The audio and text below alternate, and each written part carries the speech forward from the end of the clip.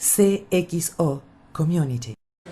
Igualmente acá hay una luz, empezamos con las luces de esperanza. Ya con este panel por ahí nos vamos a alentar un poquito más, a tener un poco más de conciencia y seguridad.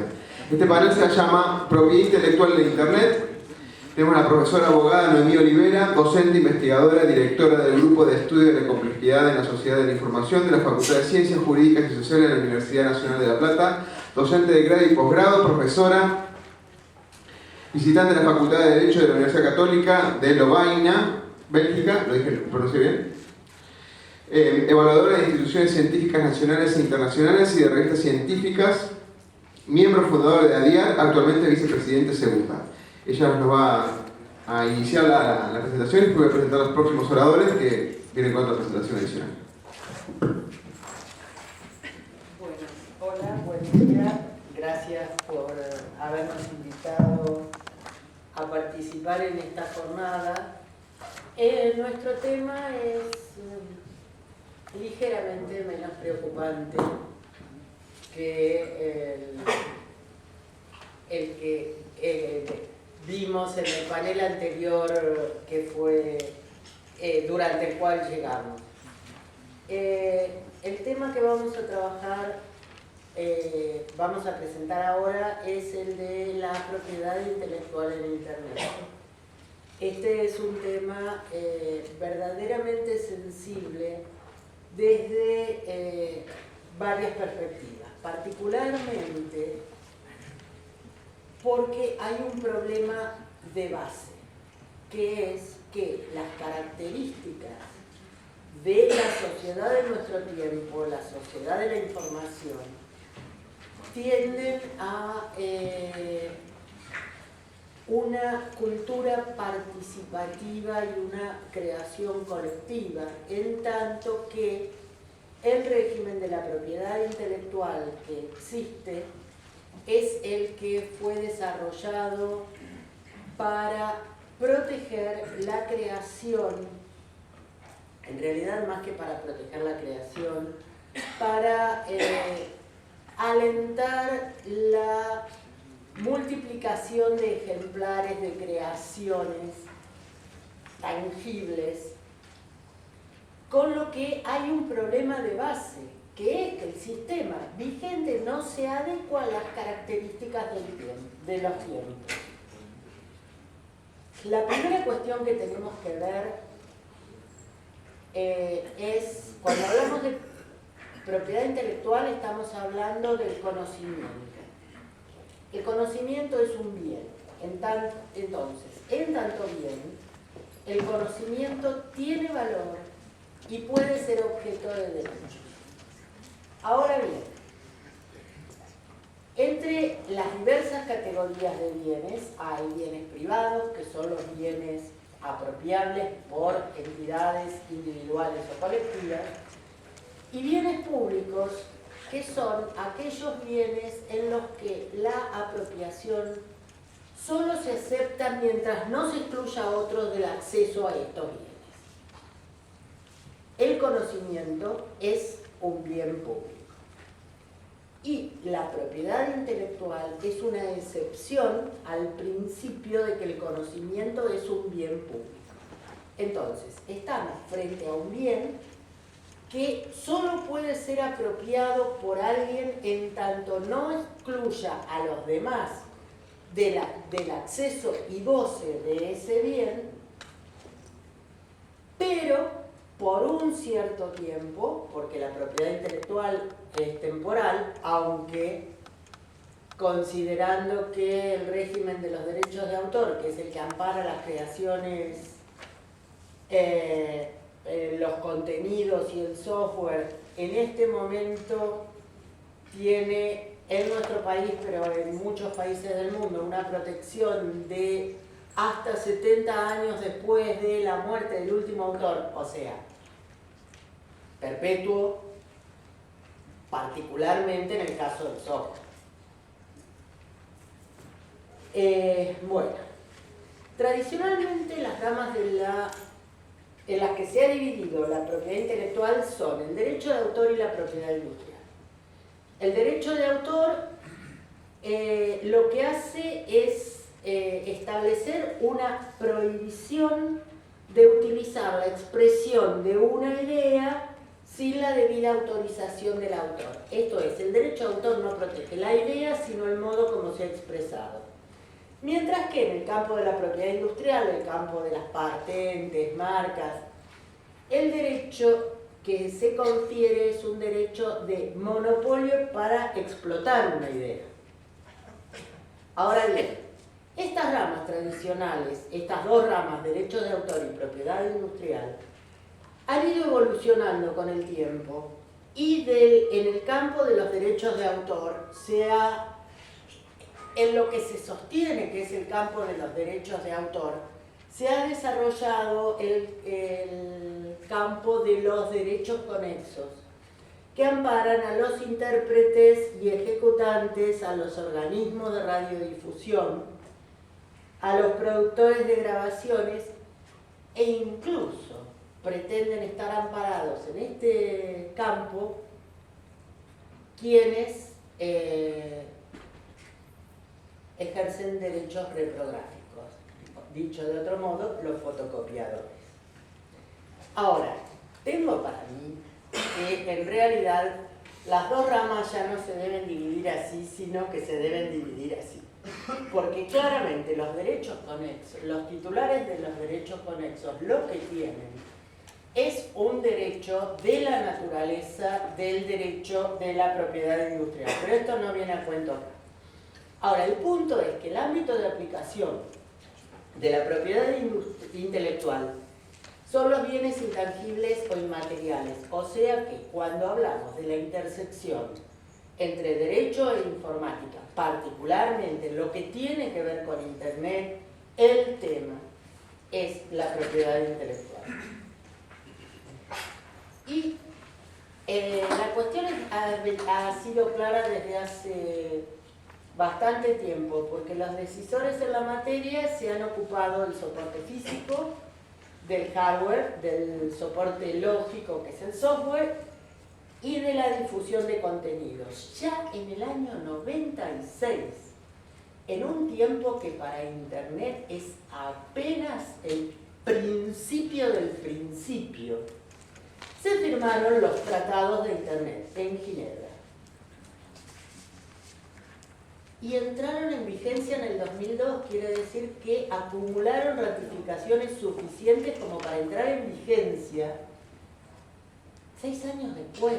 Esto para un tratado internacional es verdaderamente inusitado y demuestra la importancia dada al tema por quienes propusieron la firma de estos tratados, que no son otros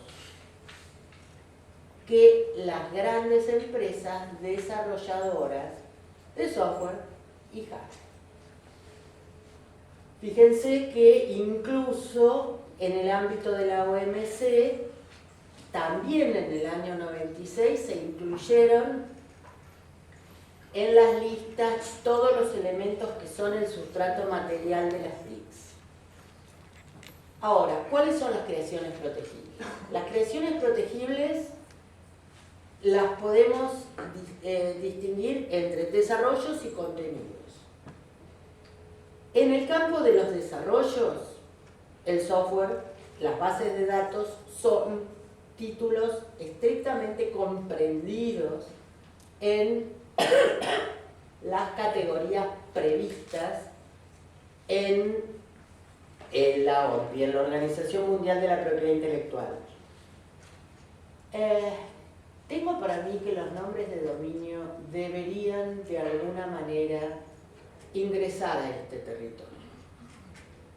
El nombre de dominio es una creación, o sea, digamos que no hay hasta el presente una caracterización, una determinación clara de cuál es la naturaleza del nombre de dominio.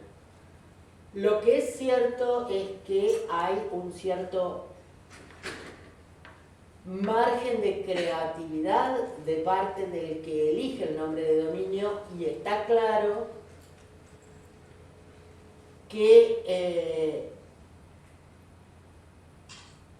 es generador de derechos, aunque no sean estrictamente económicos, aunque nos estemos refiriendo nada más que al derecho moral del autor a ser reconocido como el que creó ese producto intelectual, creo que de alguna manera y con un régimen específico debería estar incluido acá.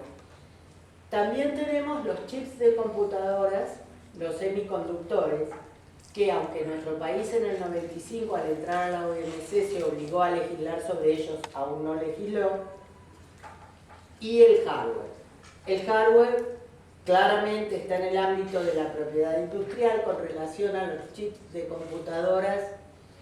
Hay legislaciones que los someten a patentes y a otros regímenes. Y tenemos el tema de los contenidos.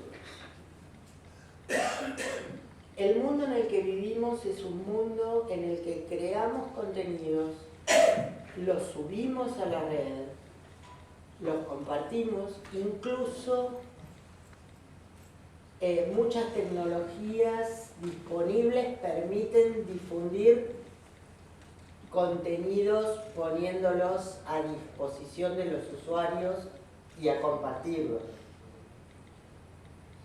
Siempre que llego a este punto me acuerdo de un autor, Sorkin, que en el 2002 planteó que lo que unos llaman uso compartido, a otros lo llaman piratería.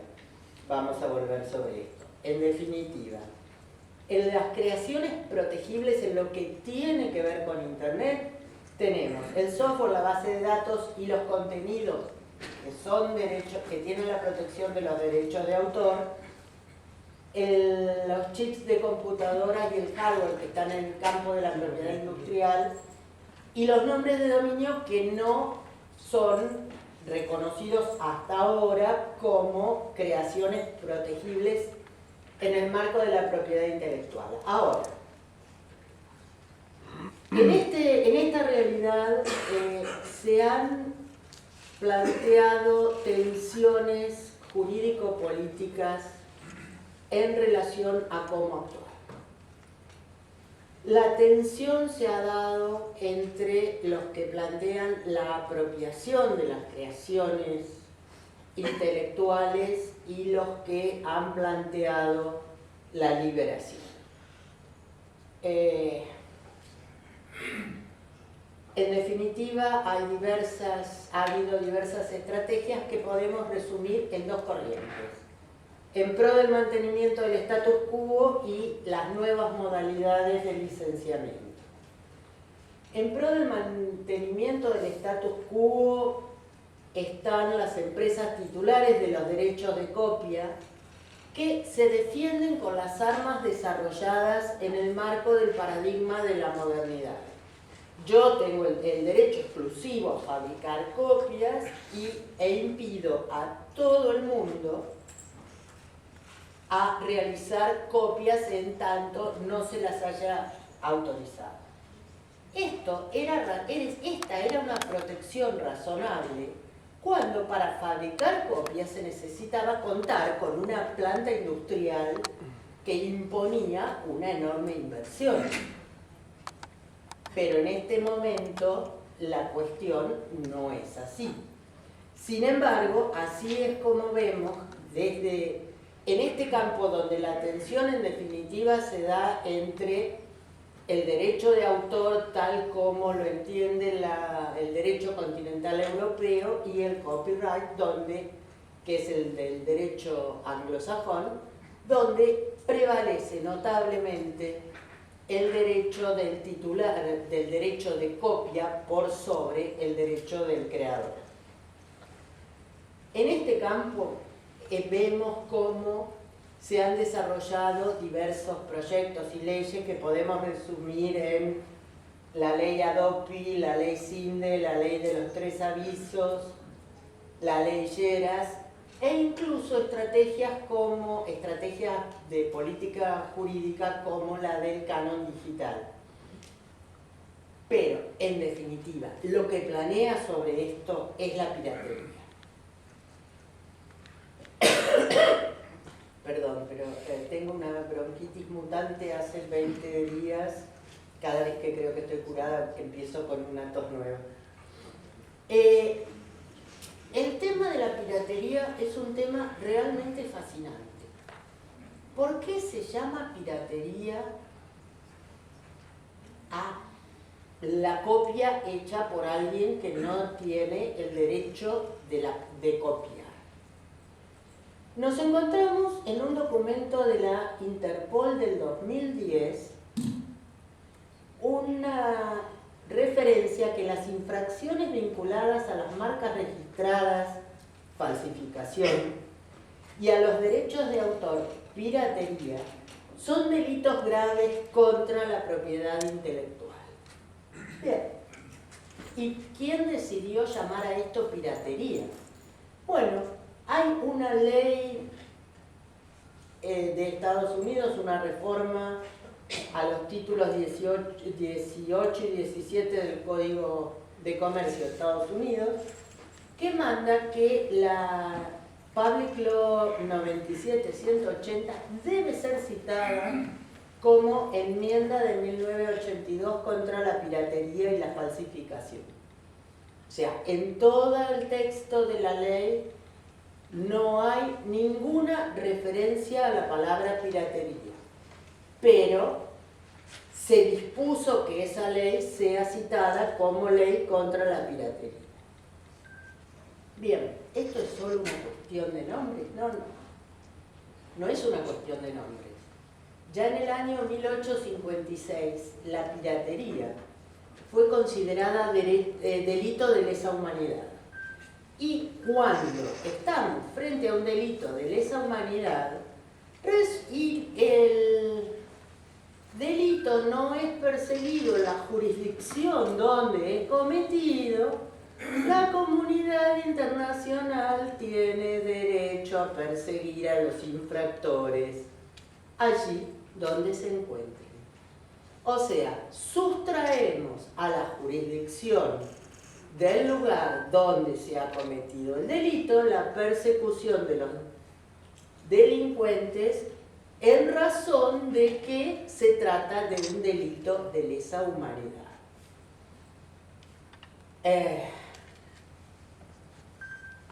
En el mundo capitalista la propiedad es valiosa, pero considerar que ha violado un derecho humano al que hizo una copia ilegal. Además, digo, ¿cuántos de ustedes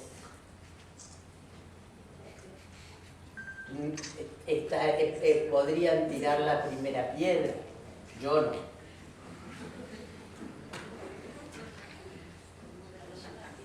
Y seguimos con la piratería. La piratería es tremenda, entonces hay que hacer proyectos. Sopa, pipa, cispa, acta. Cada uno más monstruoso que el anterior, pero cada vez más sofisticados en el modo de presentar las cuestiones. Pero en definitiva, siempre se trata de lo mismo. Prorrogar jurisdicción para la persecución de estos delitos. Ahora, del otro lado, nos encontramos con la cultura libre. ¿Qué es la cultura libre? Es una corriente que promueve la libertad en la distribución y modificación de trabajos creativos con para distribuir, modificar trabajos y obras creativas usando Internet y otros medios que se encuentren disponibles. Hay distintas vertientes en el ámbito de la cultura libre. Entre ellas tenemos la que considera que las obras que que los autores pueden decidir librar al dominio público sus obras, con lo que cualquiera puede utilizarlas. Copyleft, licencias Creative Commons, licencias de software libre, e incluso se está desarrollando bastante en el último tiempo las licencias de hardware libre a partir de semiconductores desarrollados al efecto. No voy a entrar a considerar ahora cada una de estas distintas vertientes. Lo cierto es que entre unos y otros nos encontramos que algunas tecnologías disponibles permiten difundir contenidos y ponerlos a disposición de los usuarios. Antes, el creador de un contenido tenía que lograr un editor que se interesara, cederle a celebrar un contrato de edición, recibir en el mejor de los casos el 10% del precio de tapa de los ejemplares vendidos y el editor se quedaba con el 90% restante. Hoy esto lo podemos hacer nosotros mismos a costo cero y las copias proliferan a costo también cero. Ahora, las tecnologías digitales y los usos que los diferentes grupos sociales pueden hacer de estas redes ponen en crisis entonces el sistema del derecho de autor y del derecho de copia. Esto que vimos hasta ahora lo podemos plantear en términos de románticos versus pragmáticos. En los primeros días de Internet había todo con un sueño, en el marco de música de violines había toda una cuestión de era un mundo libre donde todo se difundía bien. Lejos quedaron esas iniciativas de los pioneros como Richard Stallman que proponían una dinámica de construcción grupal del conocimiento. Lejos, digo, o sea, lejos en términos de foco de poder dominante en relación al tema. La cultura va para la construcción grupal del conocimiento, pero lo que es desde los ámbitos donde se fijan las decisiones y las normas aplicables a esas creaciones, la cuestión está claramente definida en favor de la OMPI. Vencieron los pragmáticos que siguiendo a Lessig, lo que proponen es, ya que no puedo impedir que se copien, que se hagan copias porque las tecnologías permiten las copias, bueno, entonces incorporemos en las tecnologías las medidas direccionadas a impedir el acceso al conocimiento apropiado a quienes no son sus titulares legítimos.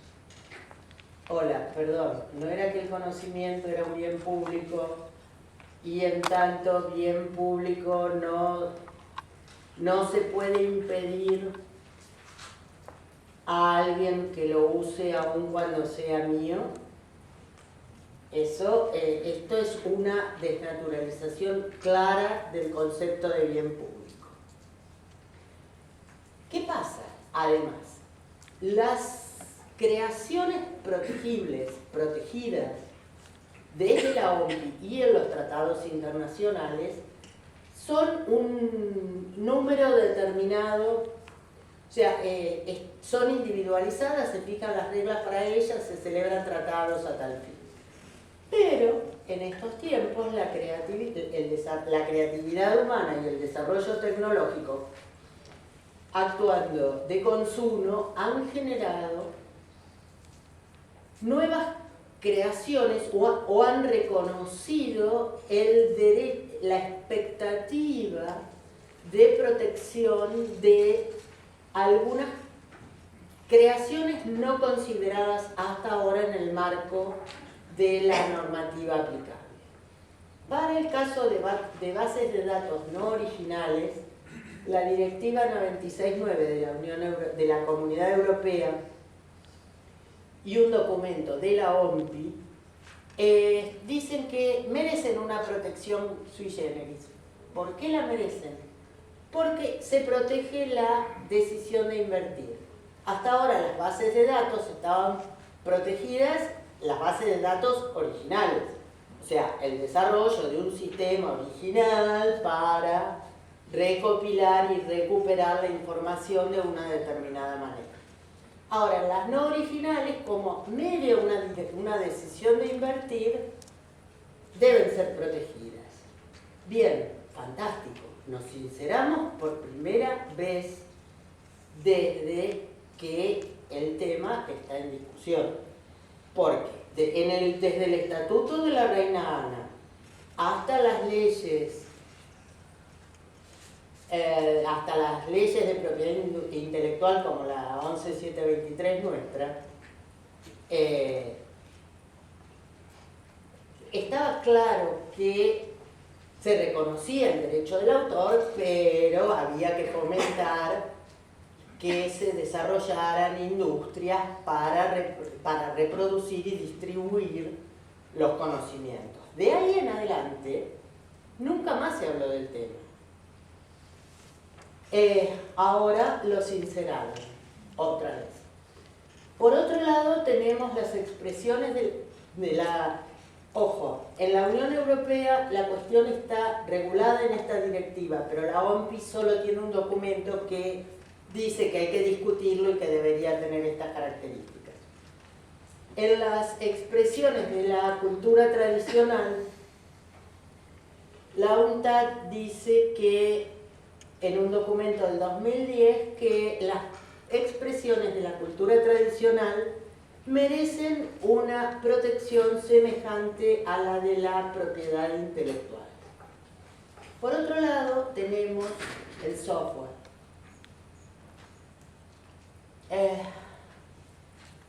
¿Cuántos de ustedes son informáticos?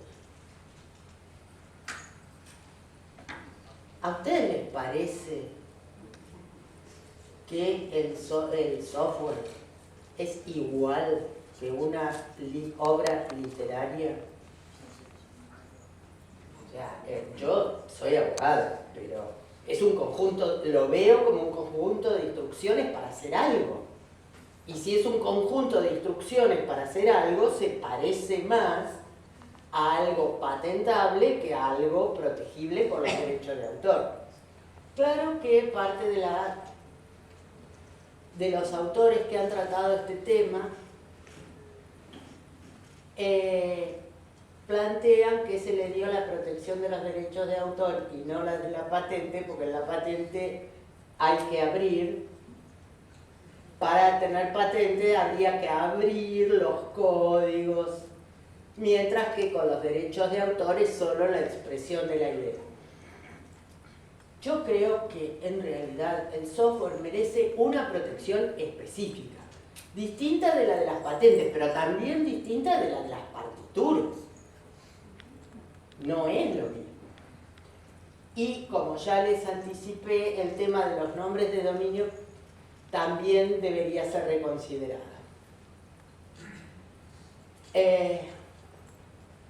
En suma, el régimen de la propiedad intelectual está en crisis. Los autores no los autores de los libros, sino los creadores, han desarrollado diversas alternativas para reemplazar algunos de sus componentes, particularmente en las estrategias de licenciamiento. Pero hasta hoy no se avisora un régimen unívoco que verdaderamente asuma el estilo de relacionamiento social en la red y el espíritu colaborativo. Mientras tanto, la industria resiste. Ahora, lo que está verdaderamente en riesgo es la protección del derecho de los autores, de los creadores. El desafío es empezar ya a pensar el modelo de los derechos intelectuales de nuestro tiempo. Ya no, fíjense que ya no hablo de propiedad intelectual, hablo de derechos intelectuales de naturaleza económica, pero que no tengan la carga que en el lenguaje jurídico tiene la palabra propiedad, en tanto su actitud de excluir a los demás del acceso a algo de lo que alguien es propietario. Entonces, creo que hay que definir institutos que ofrezcan protección verdaderamente adecuada a las nuevas creaciones que el desarrollo tecnológico hace posibles y a los nuevos negocios que se originan en consecuencia de estas nuevas creaciones.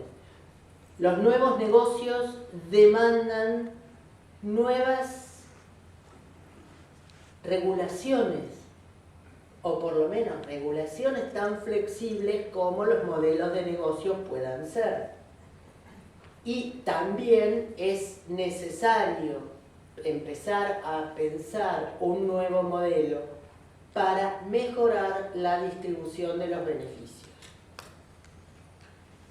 La propuesta que se me ocurre es plantearles si será posible imaginar el pasaje del monopolio en la explotación del derecho del creador a percibir retribución de parte del que hace uso económico de la obra. Esto es poner las cosas al revés. En principio, ahora nadie puede usar una obra creada por otro si no ha sido previamente licenciado por ese otro. La cuestión se ha planteado en el mundo en el caso de algunas drogas sensibles que se utilizan para enfermedades graves y de alto costo social y económico, imponiendo licenciamiento automático de la patente. ¿Por qué no lo podemos pensar así? Todos tenemos derecho a usar la creación. Eso sí, si vamos a hacer un uso económico de la creación, debemos pagarle al creador. Hasta acá llegué. Veremos cómo operacionalizar eso. Bueno, muchas gracias.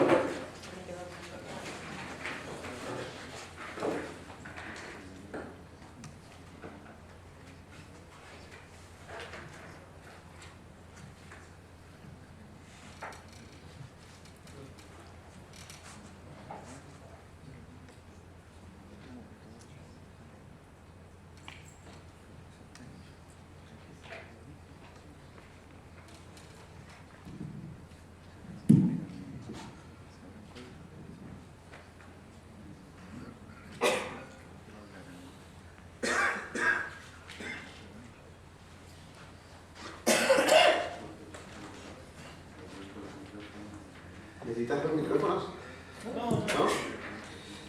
Bien, ahora la presentación estará a cargo del abogado Ernesto Liceda, docente investigador, miembro del GECSI, del Instituto de Derecho Penal de la Facultad de Ciencias Jurídicas y Sociales, becario de la Universidad Nacional de La Plata, integrante de la Comisión Directiva de ADIAR, y de Ariel Hernán Simone, abogado becario del Instituto de Derecho Penal, obviamente de la Universidad Nacional de La Plata. Probá nomás que funcione el control, ¿no? El control. Perfecto. Bueno, nosotros vamos a hablar un poco, echando un poquito de algunas cuestiones teóricas y algunas cuestiones prácticas. para empezar con las cuestiones legales también, vamos a ver que en el artículo 71 de la Ley de Propiedad Intelectual se establece que a los que violen alguno de los derechos establecidos en esa ley se le va a aplicar la pena establecida en el artículo 172 del Código Penal. Esta pena es de 1 mes a 6 años. Es decir, que tenemos una pena mayor a algunos otros casos, como puede ser dispararle a alguien, generar un daño o privar a otro de su libertad personal. Es decir, estamos hablando de una pena bastante alta. Y una pena similar al que robare, no al que hurtare, al que robare o al que produjere la muerte de otra persona. Es decir, que evidentemente los legisladores, al sancionar esta ley, entienden que es un delito muy grave. Violar los derechos de propiedad intelectual, el legislador entiende que es un delito sumamente grave. Por otro lado, vamos a tener, también en la misma tónica, una cuestión relativa a que el juez debe ser imparcial al momento de resolver algún conflicto. La cuestión es, si el juez o un familiar directo del juez llevó a cabo alguna de las acciones tipificadas en este delito, ¿se lo puede considerar imparcial? ¿Hay algún juez imparcial? ¿Alguno de estos delitos podría ser juzgado? ¿O vamos a pedir la declaración, digamos, que todos los jueces se excusen? Porque aquellos jueces que tal vez no han descargado música, o sus hijos no han descargado música, o no han descargado libros, o no han visto películas en YouTube, o algún capítulo de Los Simpsons en YouTube, tal vez sí, en la facultad estudiaron con fotocopia de libros. Y la regulación de las fotocopias de los libros es bastante reciente, o sea que no creo que estuviera vigente al momento en que los que hoy en día son jueces hayan estudiado. Y ahora, lo que yo les decía, de pasar un poco a la práctica. Digamos, a qué es lo que pasa un poco en la realidad con algunos de estos delitos, para después volver con algunas preguntas más. Bueno, nosotros para ver un poco la cuestión de cómo se desarrollaba esto y cómo se bajaba en la práctica y en la praxis judicial, y si verdaderamente esto que estaba legislado como un delito, verdaderamente se aplicaba o no, o había caído en una suerte de desetudo penal, que es dejar de lado alguna ley o cambiarla por la costumbre, o sea, la costumbre de su no aplicación. Nosotros lo que hicimos fue una pequeña investigación, no queremos llamarla investigación porque fue pequeña por dos sentidos.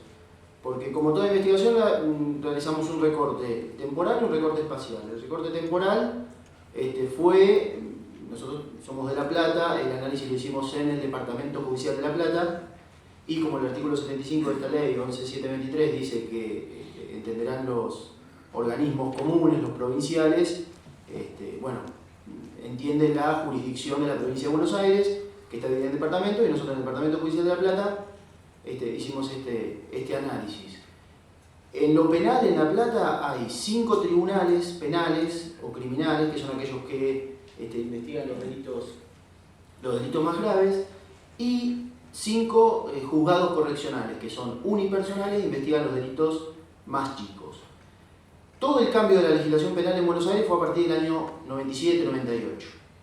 Antes había un régimen distinto que es muy parecido al que tiene la Nación o la capital, por ahí si hay algún abogado de capital que nos ayude en esto, donde se instruía y juzgaba generalmente el mismo órgano. En cambio en Buenos Aires ahora hay una IPP, una investigación, y después se elevan las causas a juicio. Entonces nosotros lo que hicimos es un primer análisis sobre las causas ya elevadas a juicio. Bueno,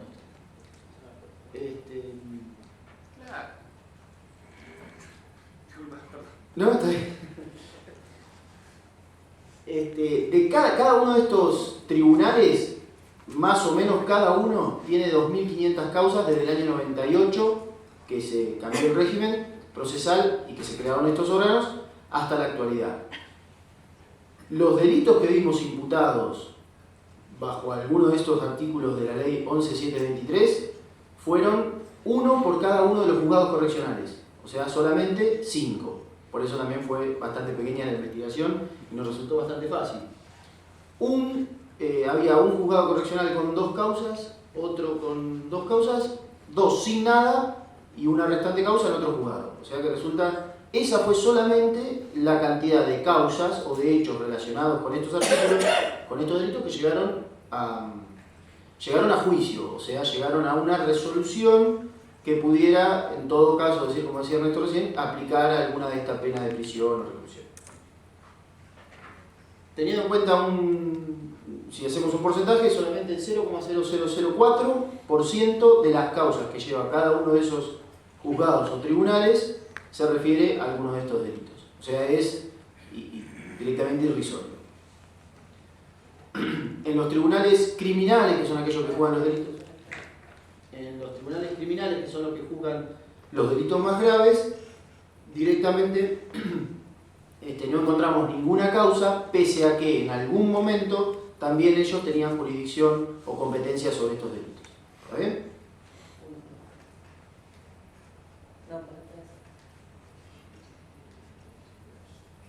Sí, no, acá, en realidad acá lo que hacemos es dividir sobre qué figura delictiva específica tratar. Ahora bien, ¿cómo terminaron estas causas en cada uno de estos juzgados correccionales? Las 5 causas terminaron con una suspensión de juicio previo, está regulada en el artículo 76 bis y siguientes del Código Penal. Se ha llegado no a un arreglo, porque en definitiva, como vamos a ver ahora, no había un denunciante, sino que se trataba de una investigación que había surgido a partir de una investigación de oficio por los fiscales, y en todo caso, si había habido una denuncia, son delitos de acción pública, por lo tanto, habían seguido de la misma manera. No había un acuerdo, como si por ahí pasa hoy con Cadra, la Cámara del Libro, bueno, hay, no sé, ciertos arreglos que se pueden llegar a hacer y no llegar a juicio, sino que acá habían llegado a juicio justamente porque no se había llegado a un arreglo previo. Pero terminaron, sin embargo, en una suspensión de juicio a prueba. Y en la suspensión de juicio a prueba, generalmente, lo más importante para los casos donde hay una víctima concreta es la reparación.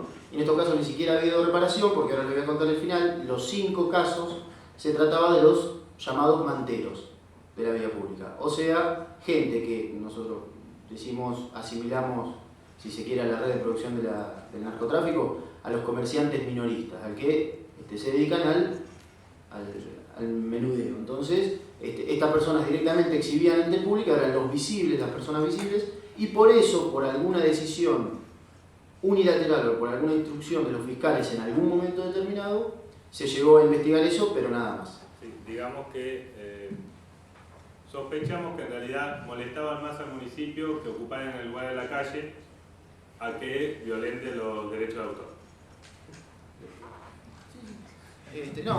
A partir de esto entonces sacamos varias conclusiones.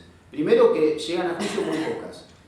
Esto nos habla también de una cifra negra, porque en realidad todos sabemos que estas cosas pasan, que están, si vamos a una feria, por ejemplo, vamos a encontrar infinidad de estas cosas, o sea que si quieren, los fiscales o el Ministerio Público de la jurisdicción que sea, se puede hacer un festín con esto. Pero ¿qué pasa? Hay entonces una cifra negra que es, seríamos, de un porcentaje muy alto en relación a otros delitos como el homicidio, los robos y demás. Entonces dijimos, bueno, no, tenemos que analizar otra cosa, porque no podemos analizar solamente las causas que llegan a juicio de las que obtenemos datos. Entonces quisimos investigar en lo que era, como les decía recién, en la provincia hay una etapa previa que es la instrucción penal preparatoria. En la instrucción penal preparatoria nos encontramos no con datos certeros de la procuración, sino con algunas indicaciones o algunos indicativos que nos permitían concluir que en realidad, pasado todo por una cuestión de política criminal, de perseguir o no, una decisión muy política, de perseguir o no a estas personas y a estas redes. Sin perjuicio de que los fiscales decían, sí, nosotros queremos perseguir en realidad, o sea, atacamos y agarramos al mantero, que es el que está ahí, el que sabemos que está, pero en definitiva para después tratar de ir un poquito más adentro y ver las redes y ver la persona que está encerrada en un galpón reproduciendo y copiando todo el día y demás y que distribuye, pero en realidad nunca llegaron a ellos. No sé si ha habido algún hecho ahí entre medio que les ha imposibilitado. Bueno, y lo peor de todo esto es que cuando se declara extinguida la acción penal por una suspensión de juicio a prueba, se deben destruir, decomisar, ordenar a la Secretaría de Efectos que se destruya todo esto y demás, y ahí queda la cosa, pero en solamente 5 casos, cuando todos sabemos que la realidad es totalmente diferente. Tengan en cuenta que en estos casos también hay una copia material. Digamos, no estamos hablando de tráfico por internet, sino una copia material, lo cual nos lleva un poco a preguntarnos si realmente es un delito. Un delito que nadie persigue.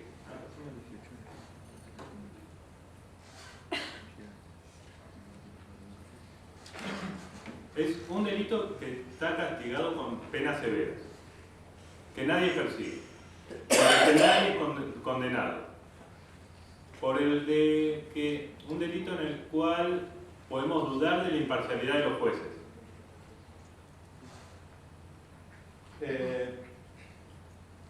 Y digamos, es una acción que comete una parte muy importante de la sociedad. Y el hecho, en definitiva, es que para que el delito es aquello que la sociedad considera dañino para sí misma. Entonces, es un poco complejo tal vez hablar de un delito, pero lo más grave es aún que en realidad este tipo de redacción de la ley tan amplia, con penas tan severas, termina desvirtuando tal vez lo que sí sería más interesante perseguir. Yo no creo que a ninguno de nosotros les interese, o incluso el Estado, les interese perseguir a aquel que descarga un tema, 2 temas. Sí, tal vez les interesaría perseguir a aquellos que hacen negocio distribuyendo estos temas. Y la cuestión es, ¿se puede válidamente juzgar al que en forma distinta por una cuestión de cantidad de difusión? No sé si se entiende la pregunta. ¿Se puede juzgar? Si no juzgamos al que reproduce 1, no juzgamos al que reproduce 2, después buscamos juzgar al que reproduce 1.000.000. Pero en realidad la acción típica es la misma. Es el mismo delito con la misma escala penal. Y según algunos autores, como por ejemplo Zaffaroni, el uso direccionado de un tipo penal, es decir, un tipo penal que no se aplica nunca, pero acá yo decido aplicarlo, iría en contra del principio de legalidad.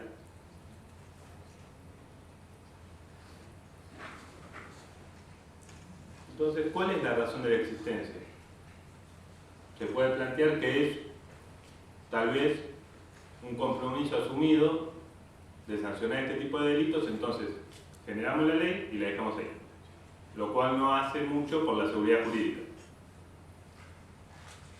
Entonces tal vez sería diferente cambiar un poco las acciones, porque con este tipo de figura delictiva, actualmente estamos todos siendo pasibles de ser acusados e hipotéticamente condenados, aunque como ya vimos no se persigue mucho este delito, por cualquiera, en cualquier momento.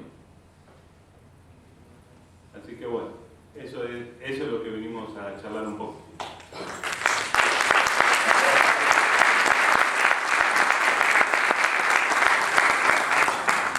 ¿Alguna pregunta?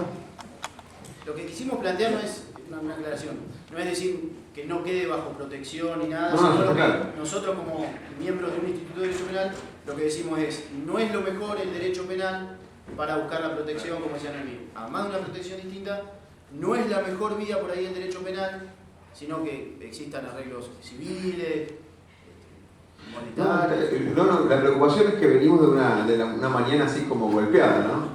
Y donde uno habla de justicia y los casos no se siguen como ese número con muchos ceros ahí, no nos gustó nada, digamos.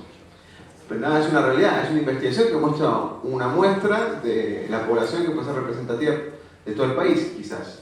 Puede ser que no, pero ¿qué cambia? Un cero más, un cero menos, atrás de la coma. Pero por un lado tenés el discurso de la piratería y por otro lado Claro. los perseguidos son pobres manteros que Claro, en vez de pedir limosna venden copias truchas. claro. Lo que pasa es que usted no quiere que trabajen, digamos, de alguna manera. Pero no es ese el sentido, está claro. ¿Alguna pregunta? Sí, dame un segundo que te alcanzo el micrófono.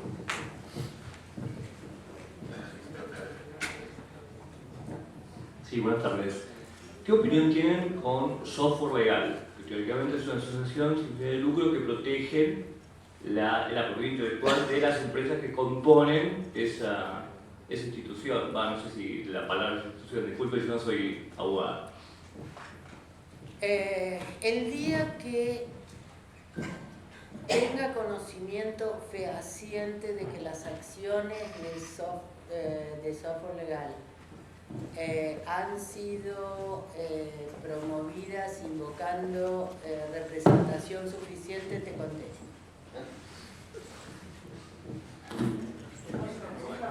Sí, ¿dónde hay? ¿Dónde hay otro? Allá está Carranza Sí, todo. no te puedo tirar el micrófono. Yo soy perito y participé en varias pericias, en varias, se llaman diligencias preliminares en provincia, para lo que serían la parte de licenciamiento justamente de software. Yo lo que quería saber es, desde el punto de vista legal, cuando esas causas llegan a juicio, porque normalmente mueren en lo que sería la parte preliminar porque llegan a un acuerdo las partes, pero claramente la corrida judicial que hay desde el lado de los abogados se genera una cuestión penal, un juicio penal, por infringir la parte de piratería. Me gustaría si pueden explicar un poquito de qué manera eso afecta a las empresas y a los responsables de seguridad dentro de las áreas de sistemas, que tan responsables somos cada uno de los gerentes en las empresas, porque la empresa no cumpla con eso, y si puede ser cuál es el contexto general de causas que llegan realmente a juicio y cómo lo valida la justicia si es que está dentro de su conocimiento. Bueno, eso es como una pregunta grande, Mañana. de varios temas. Si la siguen por Twitter también, ¿eh? Ok. ¿Cuántos son abogados de acá? Todos. Bien. ¿Cuántos escucharon hablar de los accidentes de tránsito? ¿Cuántos escucharon hablar de denuncias penales por un choque en el cual no hubo ninguna víctima para perseguir a la aseguradora o perseguir al que causó el accidente para lograr forzar un acuerdo? Viene a ser más o menos, viene a cumplir una función similar. Digamos, es una forma legal de... Digamos, ellos son jóvenes extorsión. y no lo... Lo dijo. Digamos, por un lado tenés eso, por otro lado, en el caso de las empresas es un poco más complejo, ya podrías tener una situación de participación, que es, digamos, el director de la empresa le indica al que está en el sector de informática que instale un software que no es licenciado, y ya podemos empezar a ver una cuestión de participación, pero la verdad que sería hacer demasiado lío para algo que se va a terminar solucionando o en una mediación o en la previa, y que en realidad, como terminamos viendo, juicio no va a haber. Digamos, es un tipo de delito en el que no hay una sanción penal propiamente dicho, pero donde se usa el derecho penal para extorsionar a la otra parte, lo cual sería fácilmente solucionable a través del derecho comercial, sin involucrar las sanciones penales, y otro lado, que eso es lo más grave tal vez, sin forzar al Estado a pagar las pericias que se hagan realizar. Esa es una parte verdaderamente sensible y que genera un cuestionamiento